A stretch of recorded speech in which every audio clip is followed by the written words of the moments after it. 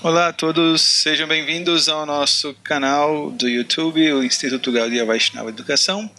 Meu nome é Mahakrishnanam e o nosso objetivo neste humilde canal é o de fazer comparações entre o pensamento, o conhecimento acadêmico ocidental e a sabedoria milenar dos Vedas, o conhecimento atemporal do antigo hinduísmo, baseado em obras clássicas como Srimad Bhagavatam, Chaitanya Charitamrita, o Bhagavad Purana, Bhagavad Gita e os Upanishads, ok? Então sejam bem-vindos e podem vir aqui comigo.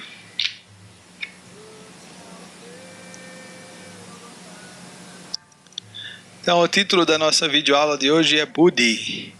Buddhi pode ser traduzido como inteligência. Pelo menos é essa acepção que a gente vai usar aqui. Então o título da nossa videoaula de hoje é Buddhi, o conceito de inteligência de acordo com os Vedas. O que é a inteligência? Nós já produzimos alguns vídeos. O que é o karma, o que é a mente, filosofia da mente também. Então esse vídeo vai aqui nessa esteira. O que é o que é?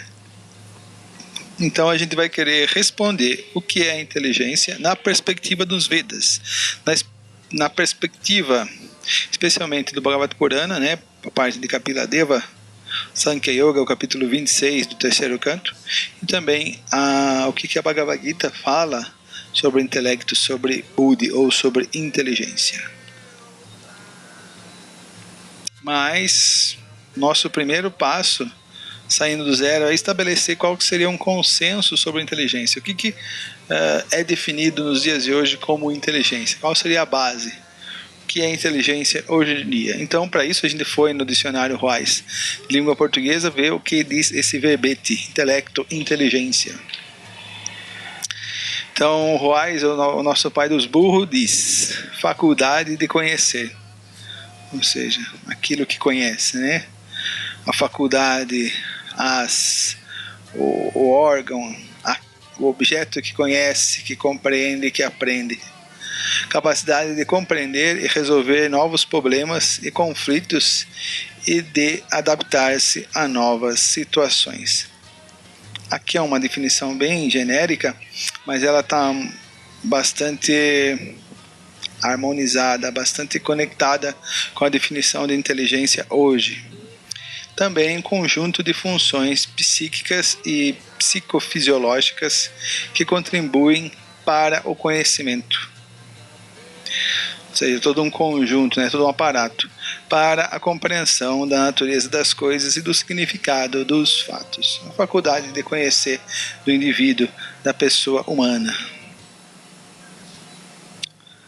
Então vamos ver o que os filósofos em sua história falaram um pouquinho sobre o intelecto ou sobre a inteligência.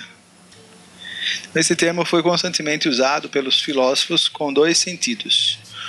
O primeiro é genérico, geral, né, como faculdade de pensar em geral, e o segundo ele tem uma acepção mais específica, mais delimitada, né, como uma atividade ou técnica particular de pensar. Com este segundo significado, esse termo é entendido de três maneiras diferentes: A, intuitivo; B, como inteligência operante; e C, como entendimento, inteligência ou intelecção. Então aqui a nossa definição que nós estamos mais interessados em conhecer é essa aqui, a C, né? Como entendimento, inteligência ou intelecção. Mas antes da gente ir para essa definição C, deixa eu ver um pouquinho o que Platão falou sobre inteligência. Platão, de fato, dá o nome de inteligência ao intelecto, à atividade que pensa. Isso está no Sófocles 248 e 249a, os passos. E, portanto, confere limites, ordem e medida às coisas. Aquilo que dá limite e medidas às coisas, né? Aquilo que ordena tudo, a inteligência e o intelecto.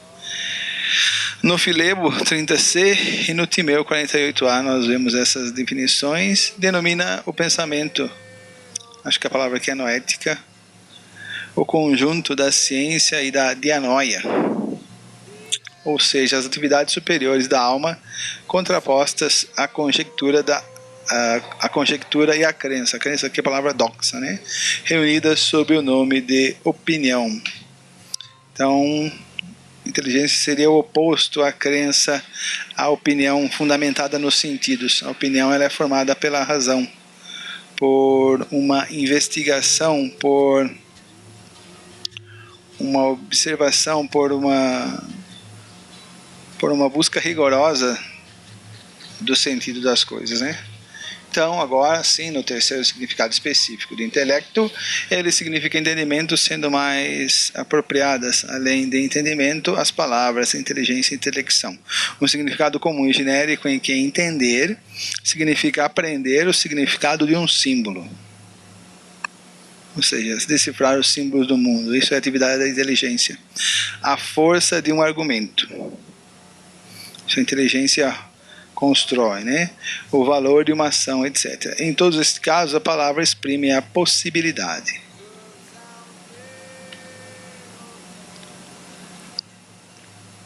Então, de acordo com os academicistas, eu achei uma perspectiva, uma visão, uma definição de inteligência muito interessante para nós, que ela vem aqui da década de 60, né, que fez mais sucesso na década de 90. Olha só que interessante. Uma outra definição de inteligência, assinada por 52 pesquisadores em inteligência em 1994.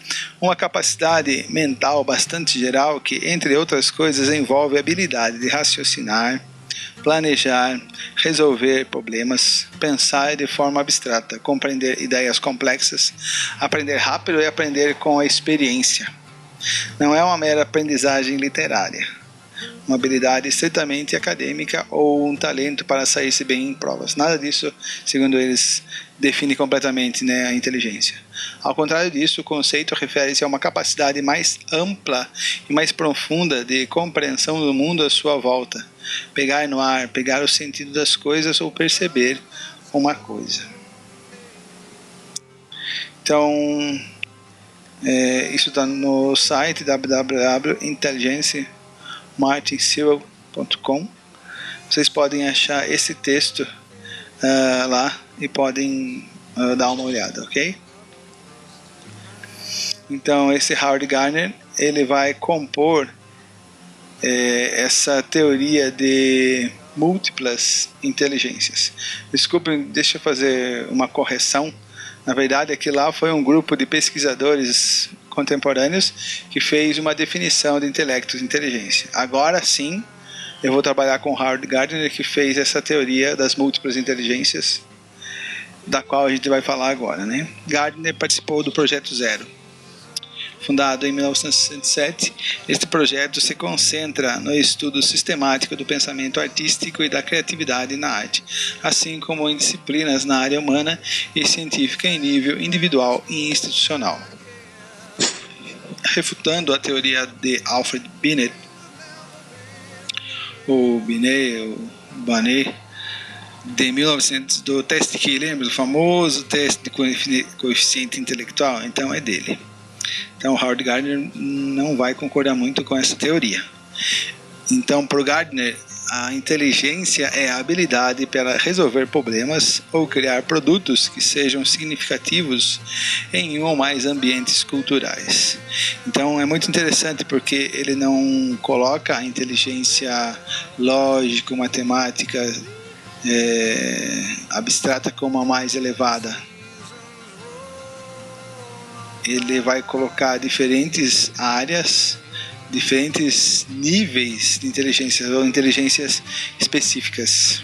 Alguns seres humanos têm várias habilidades em várias áreas de inteligência, outros, na maioria, né, tem uma ou outra, e os menos favorecidos têm menos, né?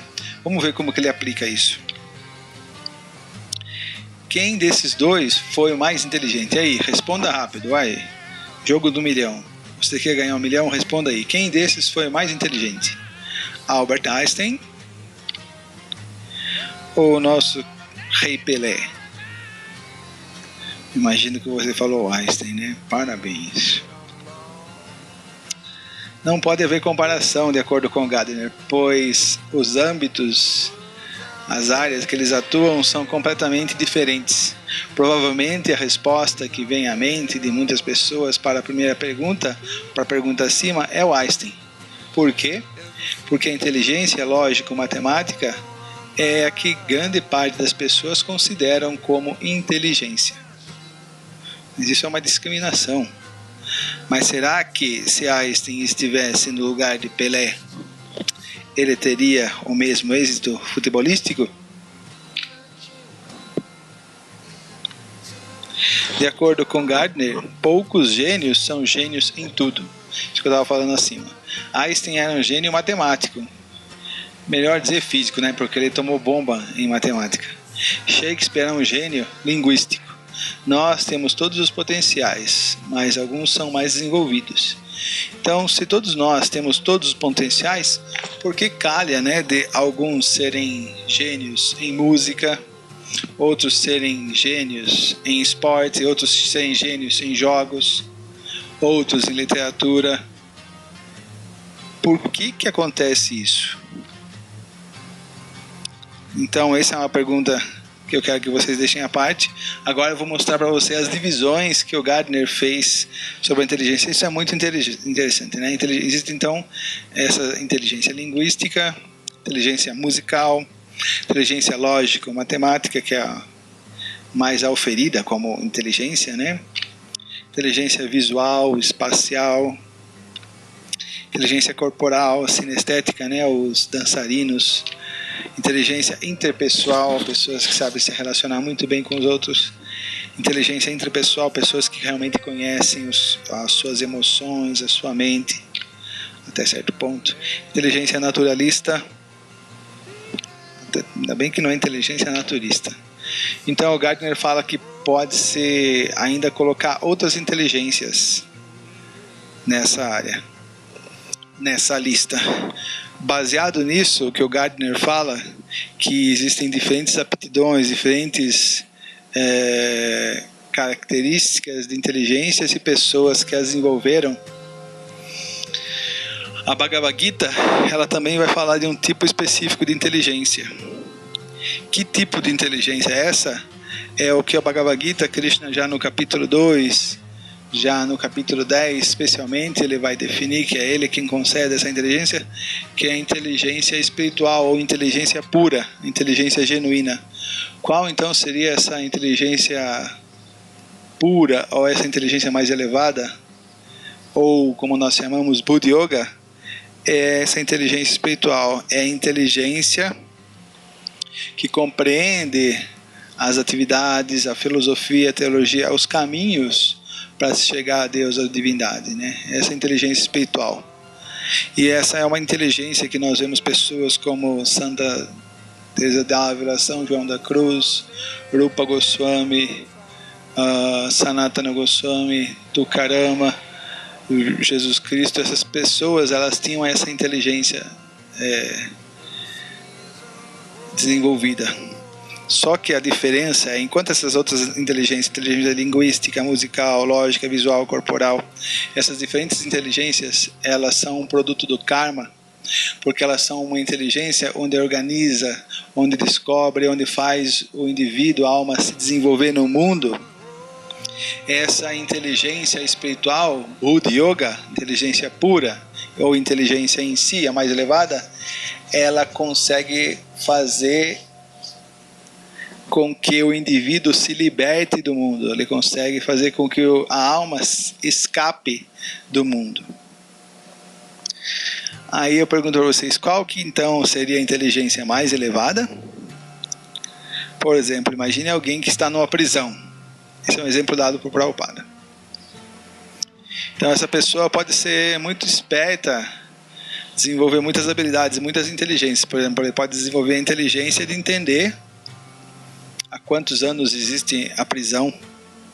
Ele pode desenvolver a inteligência de entender a geografia da prisão, onde estão as celas, onde está o refeitório, a câmara de eletrocutamento, de tortura, o pátio de sol, a biblioteca, etc, etc. Então ele tem uma inteligência da geografia. Outra pessoa consegue se relacionar muito bem com os outros presos, com os carcereiros.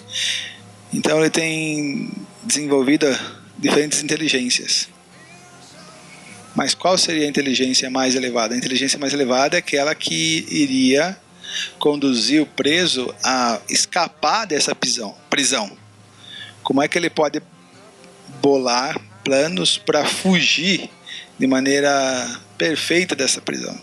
Então essa seria a inteligência mais elevada. Que adianta você conhecer muito bem a prisão, mas você está preso, trancado, privado da liberdade, ao passo que a inteligência mais útil, mais elevada dentro de uma prisão, seria a inteligência que conduziria você para fora, a escapar dessa prisão. É a mesma coisa que Aristóteles fala sobre física e metafísica. Pode-se dizer que o desenvolvimento da inteligência não ocorre de forma harmoniosa e integrada. Reconhece-se mesmo que grande parte das pessoas tem algumas dimensões mais desenvolvidas em detrimento de outras. Então aqui é um casal de psicólogos. Tem um texto muito interessante sobre Howard Gardner, né, sobre as inteligências múltiplas. Eles concordam que a inteligência não é uma coisa equânime, não é uma coisa equilibrada.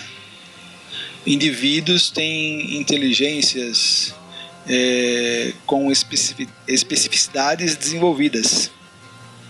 Ela não é heterogênea. Então ela tem esses disparates, né? As pessoas, mesmo os gênios, eles têm uma ou duas inteligências muito desenvolvidas. E por que isso ocorre? Por que isso acontece? Inteligência como um produto desenvolvido do karma.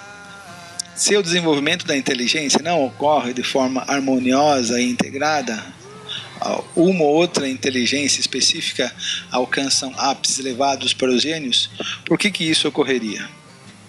Então a minha pergunta para vocês é: por que Beethoven tinha toda aquela inteligência, aquela genialidade musical, e a maioria das pessoas ou não consegue ter um ouvido absoluto, não consegue ter uma inteligência musical apurada?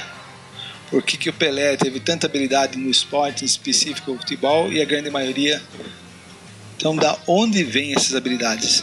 Se nós somos iguais, se nós começamos do zero a partir do nascimento, por que uns teriam essa habilidade totalmente desenvolvida e a maioria não? Então a Bhagavad Gita, ela vai falar sobre a lei do karma. Na verdade, essa questão das inteligências serem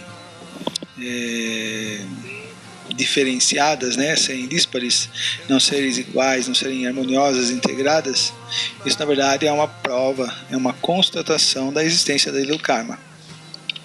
Então Krishna fala na Bhagavad Gita, né? Dessa forma, a atividade viva dentro da natureza material segue os caminhos da vida, desfrutando os três modos da natureza. Isso decorre de sua associação com essa natureza material. Assim, ela se encontra com o bem e o mal entre as várias espécies de vida. Então, lógico, as pessoas a entidade viva que se associar mais com o Sattva Guna, o modo da bondade, vai se desenvolver mais. Mas especificamente com o que ela entra em contato com uma determinada atividade e ela executa, isso lógico vai se sobressair. Prabhupada falava do Ravi Shankar, que o Ravi Shankar já vinha tocando Sita já há 8 vidas. Então isso explica porque algumas pessoas têm tantas habilidades específicas desenvolvidas e outras não. Aquelas que têm habilidade específica desenvolvida, elas vêm desenvolvendo isso de vidas e vidas e vidas. Então Krishna explica, né? Assim como o ar transporta os aromas, a entidade viva no mundo material leva de um corpo para outro suas diferentes concepções de vida.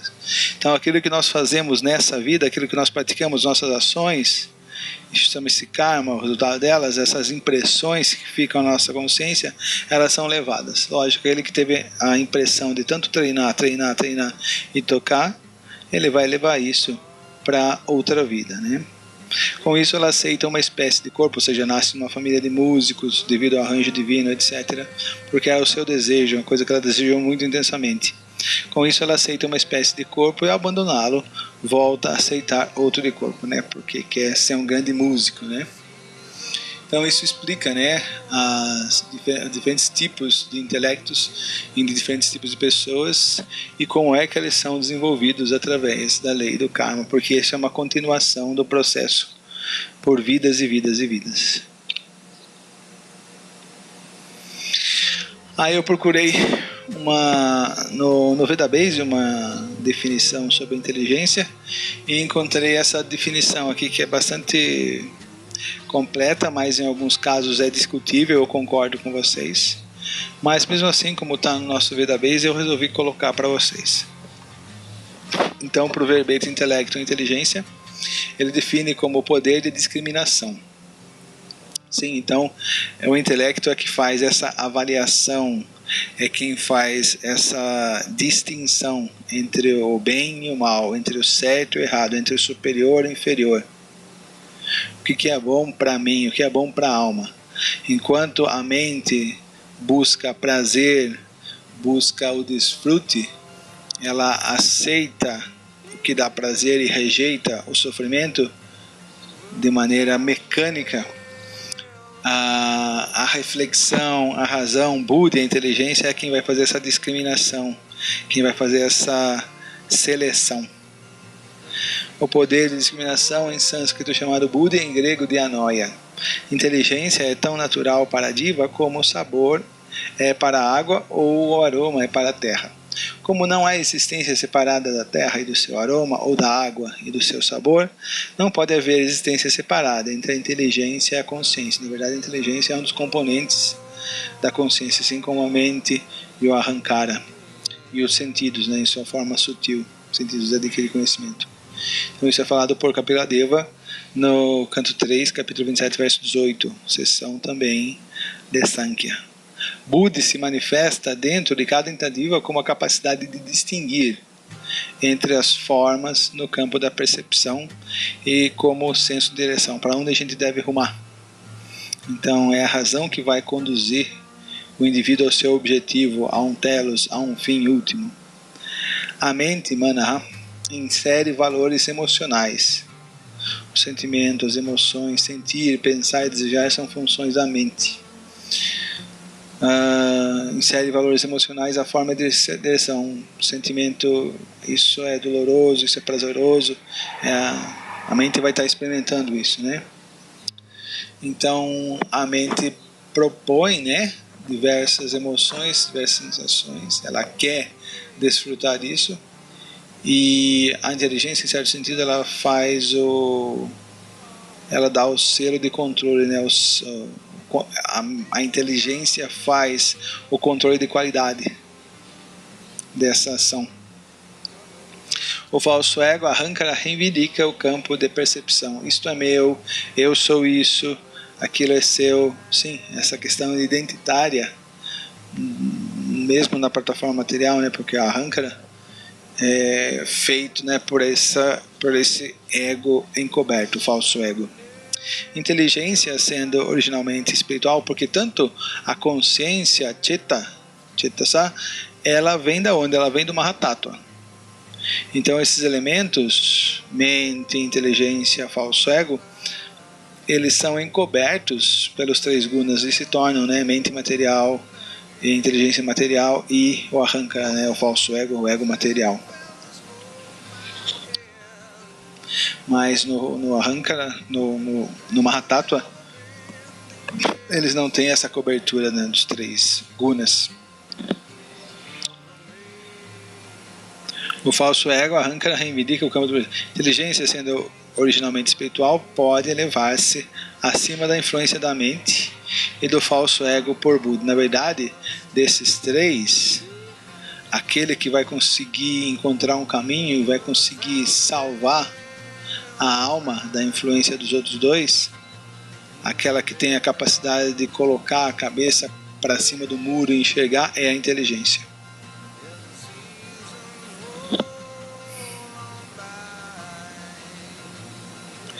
Então a inteligência, sendo originalmente espiritual, pode elevar-se acima da influência da mente e do falso ego por Buddha Yoga, que é essa inteligência espiritual, inteligência original, como explicado na Bhagavad Gita.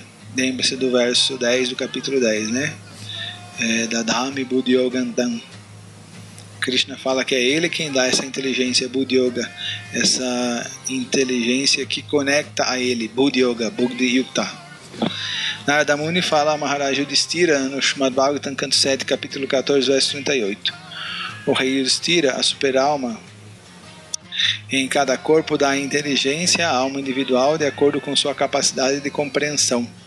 Portanto, a superalma é o chefe dentro do corpo. A superalma se manifesta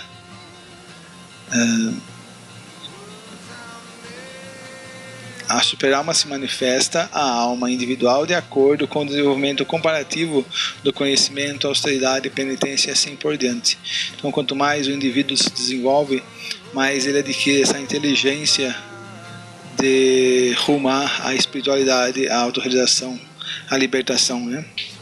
Como Buda é concedida a todas as entidades vivas pela superalma segundo o seu conhecimento e austeridade, quando uma entidade viva se entrega completamente a Krishna, ela recebe a pura inteligência.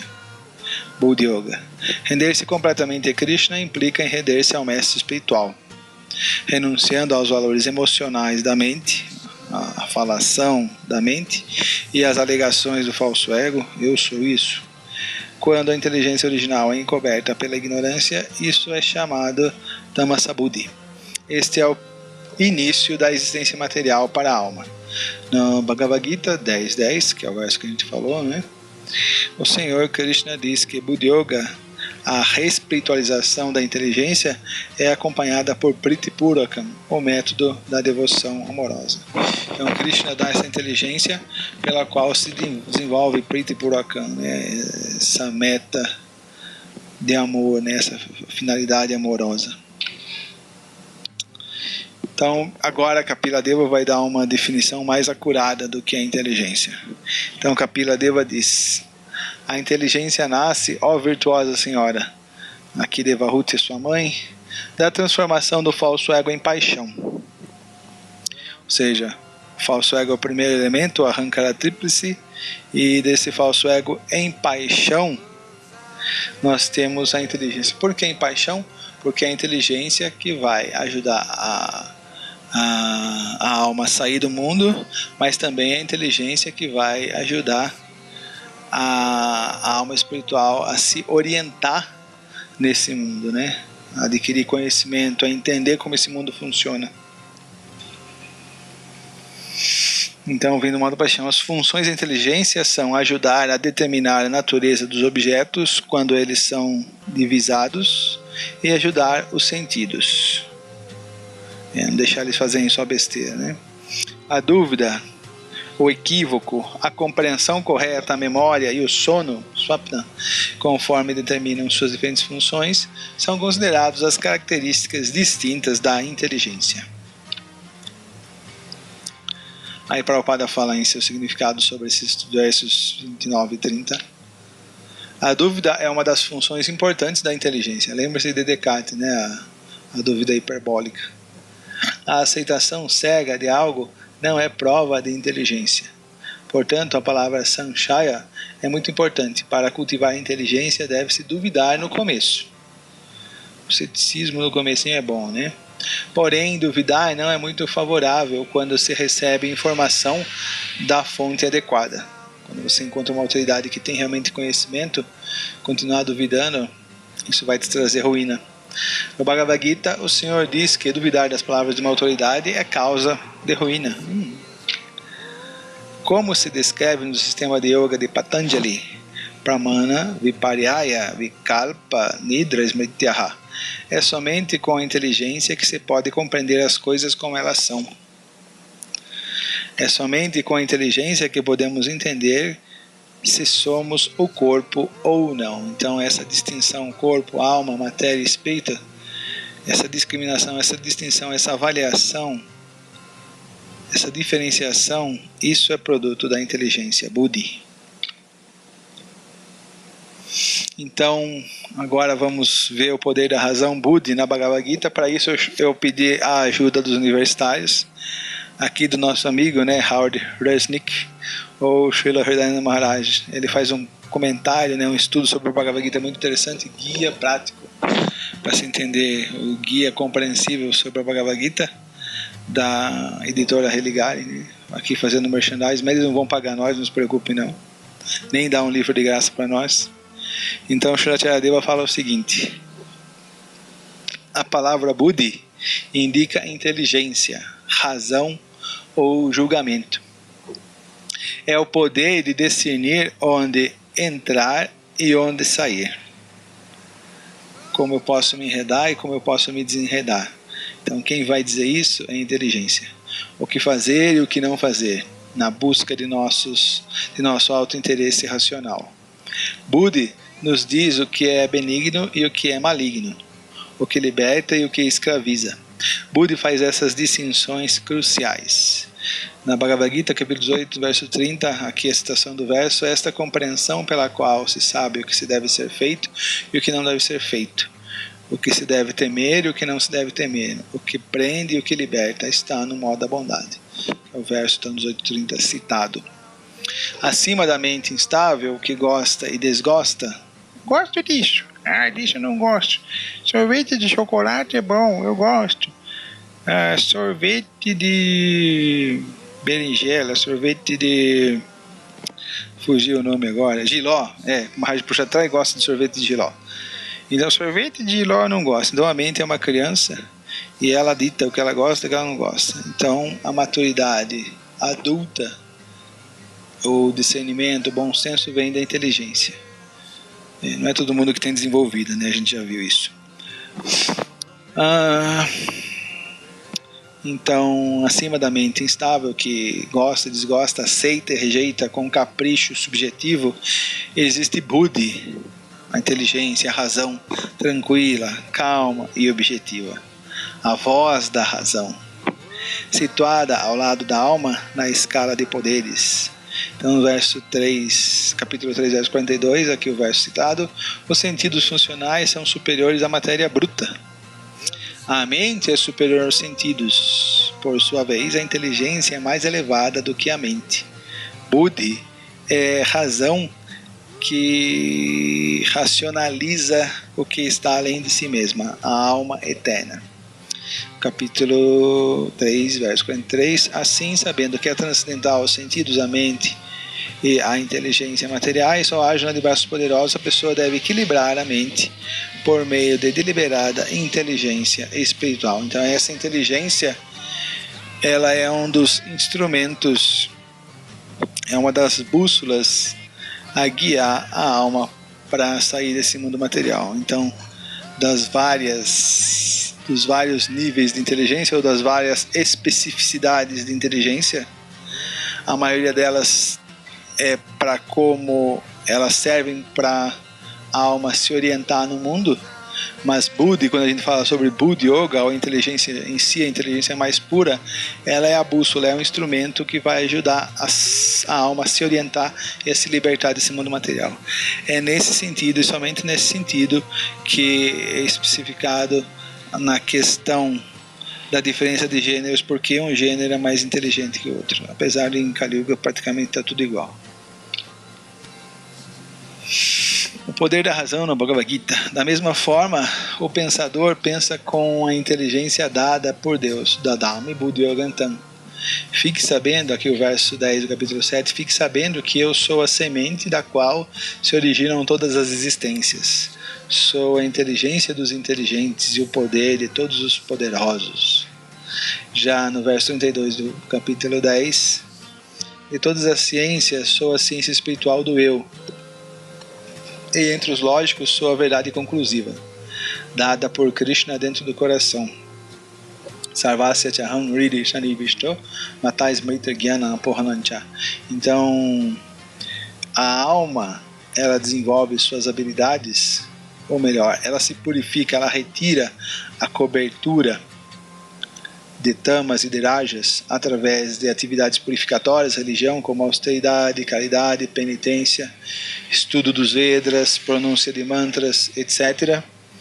Então ela vai se qualificando para que o Paramatma dê acesso a ela, dê o presente dessa Buddhi Yoga, dessa inteligência pura, da Dhami Buddhi Yogantam. Isso é explicado, né, nesse verso 15,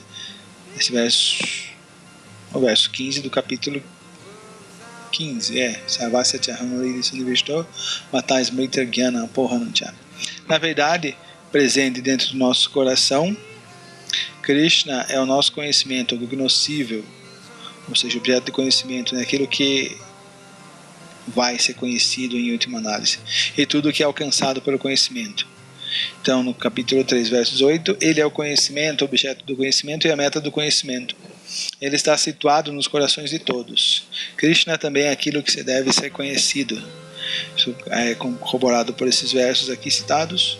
O cognoscível supremo, aqui no versos 8, capítulo 11. E é o único objeto do conhecimento em livros de conhecimento, os Vedas. Vedanta Vid Vedavit Evachaham. Vedanta Krid Sarvasya Jaham Ridasim Vishto Mata Smriti Gyanam Pohancha Aham Eva Vido.